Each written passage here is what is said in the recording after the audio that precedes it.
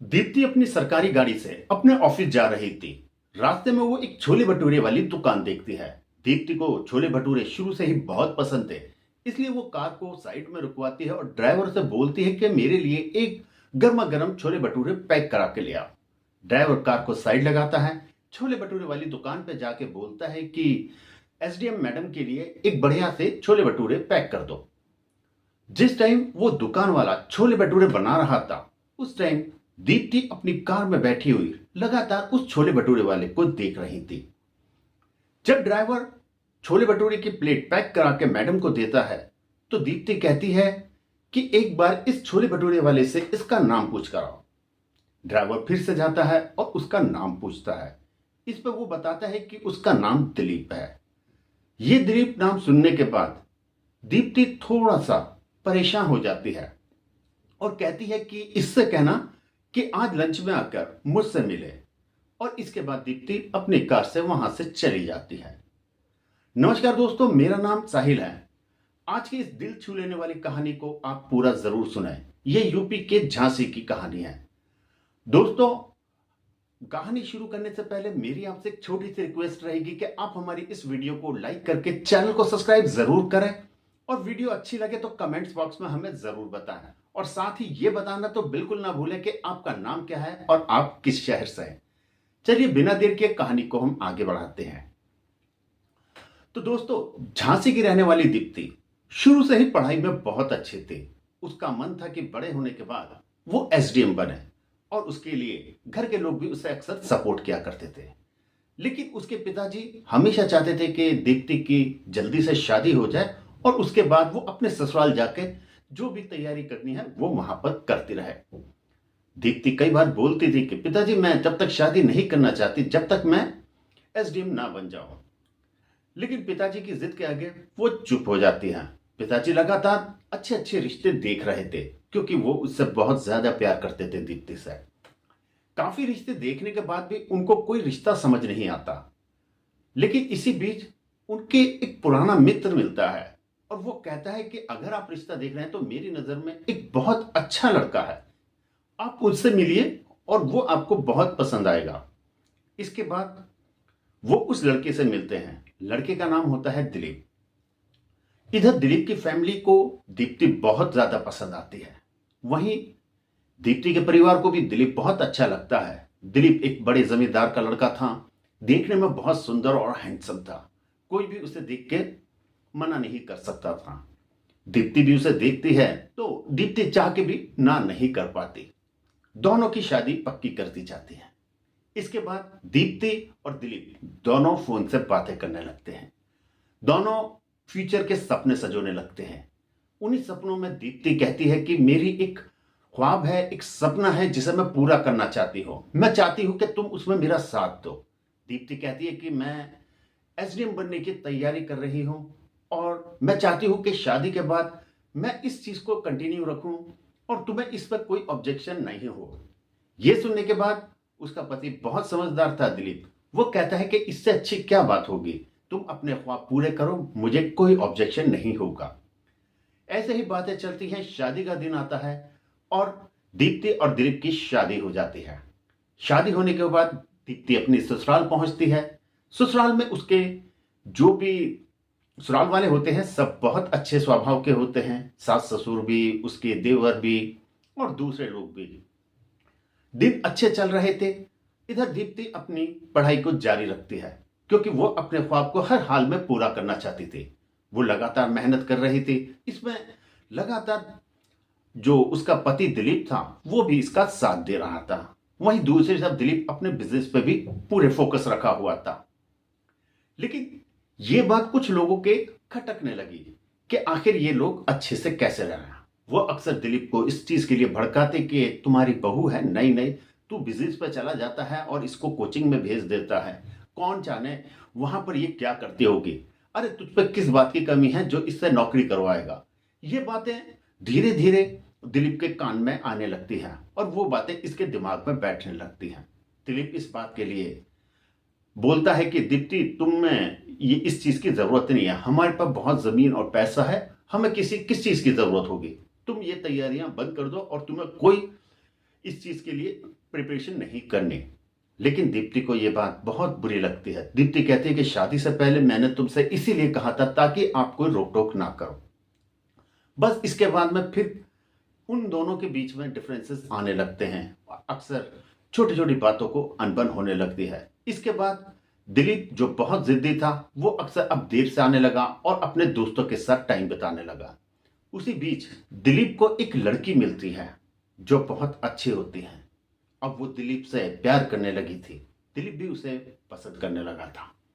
वो बहुत ज्यादा मॉडर्न ख्याल की थी, तो अक्सर वो लोग पब में जाते थे, शराब पीते थे और गैम्बल भी खेलते थे, जुआ भी खेलते थे। और इसकी आदत अब दिलीप को बहुत ज्यादा लग गई थी। इसके बाद दीप्ति अक्सर इस चीज को लेकर दिलीप से ऑब्जेक्शन लेती थी, उससे लड़ाई करती थी कि ये चीजें हमारे फ्यूचर को खराब कर देंगी, तुम्हें ये छोड़ देना चाहिए। चलो शराब पीते हो, जुआ खेलते हो, वहां तक तो ठीक था, अब तुम लड़कियों के चक्कर में भी पड़ गए तो तुम्हें ये चीजें छोड़ने होंगे। वहीं दूसरी तरफ दिलीप, अब उसके दिमाग में वो लड़की बैठ चुकी थी और दूसरा तरफ दीप्ति उसे पसंद नहीं थी। दिलीप ने यहां तक कि दीप्ति के कोचिंग को भी बंद कर दिया था। अब दीप्ति अपनी कोचिंग के लिए भी नहीं जाती थी ताकि वो एसडीएम की तैयारी कर सके। दूसरी तरफ इस चीज में उसके दिलीप के घर वाले भी उसका लगातार साथ दे रहे थे। और दीप्ति दूसरी तरफ अपने पेरेंट्स से अपने मायके में बात करती और वो बताती कि ये क्या हो गया, आपने किस फैमिली में कर दिया, यहां तो लगातार मुझे परेशान किया जा रहा है और मेरी जो एसडीएम का ख्वाब था वो भी अधूरा सा लगता है। पिताजी से भी बात होती है सब लोग, लेकिन मामले का कोई हल नहीं निकलता। लेकिन दीप्ति अपनी फिर भी घर से ही पढ़ाई को जारी रखती है और उसने तय किया था कि आज नहीं तो कल मैं एसडीएम बन के रहूंगी। और इसी तरीके से दिन बीतते रहते हैं। अब धीरे धीरे दिलीप और दीप्ति में इतनी ज्यादा अनबन हो जाती है कि वो तय करते हैं कि अब एक दूसरे के साथ नहीं रहेंगे। वहीं दूसरी तरफ जो दिलीप था, अब वो नशे का और जुए का इतना आदी हो गया था कि वो धीरे धीरे अपनी चीजें भी बेचने लगा था। उसका जो बैंक बैलेंस था वो तो पहले ही वो उस लड़की पर खर्च कर चुका था। अब अगला नंबर था उसका घर और जमीन का। ये देखने के बाद उसके जो घर के दूसरे मेंबर्स होते हैं वो उसे अलग कर देते हैं कि तू अपने साथ साथ हमें भी बर्बाद कर देगा। वहीं दीप्ति भी अब दिलीप को छोड़ के चली जाती है क्योंकि उसकी लाख कोशिशों के बाद भी दिलीप के अंदर किसी तरीके का कोई सुधार नहीं आता। दीप्ति कहती है कि अब मैं तुमसे कभी मतलब नहीं रखूंगी और वो जाके अपने मायके चली जाते हैं। मायके में जाके क्या सब लोग उसके सपोर्ट करते हैं इस फैसले का, डिसीजन का, कि ये हमारी ही गलती थी कि तुमको जबरदस्ती हमने शादी करी, जबकि तुम्हारा एक ख्वाब था अगर हम 1-2 साल रुक जाते तो शायद तुम इस चीज को पूरा कर लेते। और यहां तो शादी के सिर्फ 1 ही साल गुजरा है और 1 ही साल में इतना कुछ हो गया। दीप्ति कुछ नहीं कहती, वो फिर से अपनी कोचिंग जाती है और रात दिन मेहनत करना शुरू कर देती है। उसने तय कर लिया था, ठान लिया था कि मुझे कुछ भी हो जाए एसडीएम बन के रहना है। वहीं दूसरी तरफ जो दिलीप साहब थे वो उस लड़की के प्यार में इतने मगन थे कि वो धीरे धीरे सब कुछ बेचने लगे। उन्हें आभास ही नहीं था कि ये लड़की दरअसल उससे प्यार नहीं करती बल्कि वो उसकी दौलत से प्यार करती है। जब तक पैसा है तब तक दिलीप के लिए उसके मन में प्यार है और धीरे धीरे ऐसा ही होता है। एक एक करके दिलीप सब कुछ बेच देता है और एक दिन ऐसा आता है कि वो सड़क पर आ जाता है और उसके पास कुछ नहीं बचता। इसके बाद वो लड़की जिसके लिए दिलीप ने सब कुछ दांव पे लगा दिया, अपनी पत्नी दीप्ति तक को छोड़ दिया, अपने परिवार को छोड़ दिया, उसके लिए अपना घर बार जमीन सब बेच दी, बर्बाद हो गया। वो लड़की भी जिस दिन दिलीप के पास कुछ नहीं बचता उसे छोड़ के चली जाती है। अब दिलीप के पास कुछ नहीं था और ना ही वो घर वापस जा सकता था। वहीं दूसरी तरफ दीप्ति जो रात दिन अब सिर्फ उसके मन में एक ही काम था, एक ही फोकस था कि मुझे कुछ बनना है, कुछ बड़े होके कुछ करना है। और एक दिन वो ऐसा दिन आ जाता है, दीप्ति को एसडीएम की पोजीशन मिलती है और वो उस चीज का कार्यभार जो भी होता है वो संभाल लेती है। अब सब कुछ बहुत अच्छा चल रहा था। उधर दिलीप सब कुछ गंवाने के बाद अब उसके पास सरवाइव करने के लिए, खाने के लिए भी कुछ नहीं बचा था। वो अपने दोस्तों से मिलता है, उसके दोस्त कोई उसकी मदद नहीं करता। लेकिन एक दोस्त होता है, कहता है कि मैं तुम्हारी कुछ पैसों से मदद तो नहीं कर सकता, लेकिन अगर तुम चाहो तो मैं तुम्हें एक छोटे मोटा काम करवा सकता हूं, अगर वो तुम करना चाहो। दिलीप उस चीज के लिए तैयार हो जाता है और बोलता है कि अब मैंने सभी चीजें छोड़ दी हैं, मुझे मेरी गलती का एहसास हो गया, अब मैं सिर्फ कुछ ऐसा करना चाहता हूं जहां मैं सुकून की रोटी खा सकूं। इसके बाद उसका दोस्त इसे एक छोले भटूरे की दुकान खुलवा देता है और फिर दिलीप वहीं पर ही रात दिन मेहनत करता है। अब दिलीप ने जुआ, शराब और दूसरे जो भी बुरे उसके अंदर एक्ट थे वो सब कुछ छोड़ दिए थे और वो अब एक अच्छा इंसान बन गया था। बस दिलीप ये सोचता था कि काश ये चीज मुझे पहले समझ में आ गई होती तो आज ना तो मैं बर्बाद हुआ होता और ना ही मेरा परिवार बिखरा होता। लेकिन अब पछताए हो क्या जब चिड़िया चुग गई खेत। उधर दीप्ति अपने एसडीएम बनने के बाद बहुत खुश थी और उसके फैमिली में भी सब कुछ अच्छा चल रहा था। एक दिन दीप्ति अपनी ऑफिस के लिए निकलती है अपनी एसडीएम कार में बैठकर। रास्ते में वो एक छोले भटूरे की दुकान देखती है, क्योंकि दीप्ति को शुरू से ही छोले भटूरे बहुत ज्यादा पसंद थे, इसलिए वो तय करती है कि इससे एक प्लेट छोले भटूरे खरीद के खाए जाए। चांद से ये दुकान कोई और नहीं बल्कि उसके तलाकशुदा पति दिलीप की ही होती है और दीप्ति इस बात से पूरी तरीके से अनजान थी। वो दुकान पे अपने ड्राइवर को छोले भटूरे लेने के लिए भेजती है। जिस टाइम दिलीप छोले भटूरे बना रहा था दीप्ति उसे टाइम देख लेती है, लेकिन दीप्ति को इस बात का बिल्कुल विश्वास नहीं होता कि एक अमीर इंसान जिसके पास सब कुछ था वो एक छोले भटूरे जैसा काम कैसे कर सकता है। ये तो काम तो उसके नौकर भी ना करें। इसलिए वो ड्राइवर से एक बार फिर से कहती है कि इसका नाम पूछ कर आओ, ताकि उसे कंफर्म हो सके। जब वो ड्राइवर को बताता है कि उसका नाम दिलीप है, यकीन मानिए दीप्ति का मन भर आता है।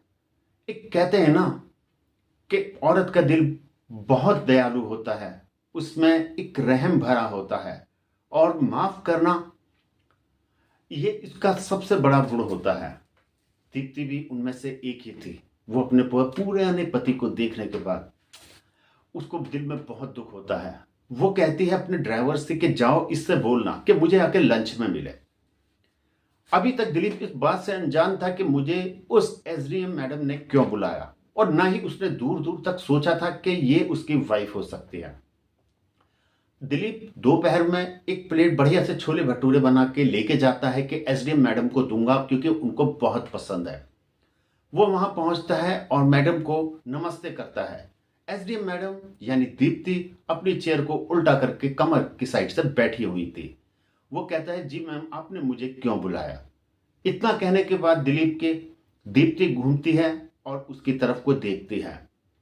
दिलीप के हाथ में जो छोले भटूरे वाली थैली थी वो छूट जाती है और दिलीप घबरा जाता है कि अब क्या होगा। ये तो उसकी वाइफ है जिसके साथ उसने बहुत जुल्म करे थे और बहुत गलत किया था, और आज उसके सामने ये लाचार बना हुआ खड़ा है। और इसी को मैंने कभी सपोर्ट नहीं किया कि तू एसडीएम बन, लेकिन ये आज अपनी मेहनत से एसडीएम बन के मेरे सामने खड़ी है और मैं सब कुछ होने के बाद एक लाचार सा छोले भटूरे बेचने वाला उसके सामने खड़ा।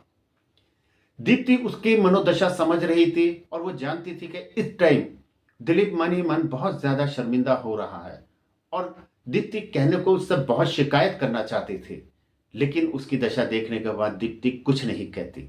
वो उसे बैठने को कहती है, उसे चाय पिलाती है, लेकिन उसके ऑफिस में आसपास में लोग मौजूद इस बात को लेकर थोड़े व्याकुल हो जाते हैं कि ये आखिर छोले भटूरे वाला कौन है जिसे दीप्ति मैडम इतना सम्मान दे रही हैं। वहीं दूसरी तरफ दीप्ति को अपने दूसरे कामों में भी थोड़ी व्यस्तता ज्यादा थी, इसलिए वो दिलीप को कहती है कि मैं तुमसे आज शाम 7 बजे मिलना चाहती हूं, तुम मेरे घर आ जाना, मेरा ड्राइवर तुम्हें मेरे घर लेकर आ जाएगा, अब तुम जा सकते हो। इसके बाद दीप्ति अपने घर पे फोन मिलाती है, अपने पिताजी से अपनी माताजी से बात करती है, उन्हें बताती है कि मुझे दिलीप मिला था और आज मैंने उसे अपने घर बुलाया है। इसके बाद 7 बजे दिलीप आता है, क्योंकि दीप्ति ने पहले ही अपनी कार उसके लिए भेज दी थी। टाइम पे पहुंच जाते हैं। दिलीप दोबारा से उनके सामने खड़ा था, बहुत ज्यादा घबराया हुआ, शर्माया हुआ। उसके समझ नहीं आ रहा था कि मैं क्या करूं। इसके बाद वो देखता है कि दीप्ति के माता पिता भी वहां पर हैं। वो उनको देखता है, उनको प्रणाम करता है, उनके पैर छूता है। पूछते हैं कि तुम्हारी ये हालत कैसे हो गई। इसके बाद दिलीप अपनी सारी बात बताता है और साथ ही बताता है कि मुझे अपने किए पे बहुत ज्यादा पछतावा है। इसके बाद मैंने तय किया था कि अब मैं ना तो किसी का एहसान लूंगा और ना ही किसी से कोई मदद मांगूंगा। अब मैं पूरी तरीके से सुधर गया हूं। मैंने जो भी बुरे काम करता था हर एक काम छोड़ दिया है और वो लड़की को भी छोड़ दिया है। अब मैं सिर्फ अपने काम पे ध्यान देता हूं और कुछ नहीं करता। ये कहने के बाद उसके माता पिता कहते हैं कोई बात नहीं, गलतियां सबसे होती हैं लेकिन गलतियां सुधारने वाला इंसान महान होता है। इसके बाद वो पूछते हैं कि तुमने शादी की या कुछ। वो कहता है कि नहीं, अब मुझे शादी नहीं करनी क्योंकि मैंने दीप्ति जैसी देवी लड़की को धोखा दिया। तो अब मैं किसी से कैसे शादी के बारे में सोच सकता हूं और ना मैं किसी को अब धोखा देना चाहता। इसके बाद माता पिता बोलते हैं कि अगर तुम चाहो तो दीप्ति और तुम दोनों अभी भी साथ रह सकते हो, हमें कोई ऐतराज नहीं होगा क्योंकि हमें पता है कि तुम बहुत अच्छे लड़के हो और तुमसे अनजाने में गलती हुई थी। दीप्ति आज भी तुम्हें बहुत पसंद करती है और तुम्हें देखने के बाद तब से दीप्ति लगातार रो रही है और हम चाहते हैं कि तुम दोनों एक हो जाओ। ये सुनने के बाद दिलीप दीप्ति की तरफ को देखता है और उसके पैरों में पड़ने लगता है। दीप्ति उसे फौरन संभालती है, कहती है कि ये क्या करा। कहता है कि मैंने तुम्हारे साथ इतना गलत किया, इतना सब कुछ किया, अगर कोई तुम्हारी जगह होता तो शायद मुझे माफ भी ना करता, लेकिन तुमने न सिर्फ माफ किया बल्कि मुझे अपना भी रहे हो। इसके बाद दोनों एक होते हैं। दीप्ति उसके लिए एक बढ़िया सा रेस्टोरेंट खुलवा देती है और कहती है कि अब तुम अपनी मेहनत से इसमें काम करो। और इसके बाद वो लोग अच्छे से रहने लगते हैं। दोस्तों, आपको ये कहानी अगर अच्छी लगी हो तो आप हमें कमेंट्स बॉक्स में जरूर बताएं।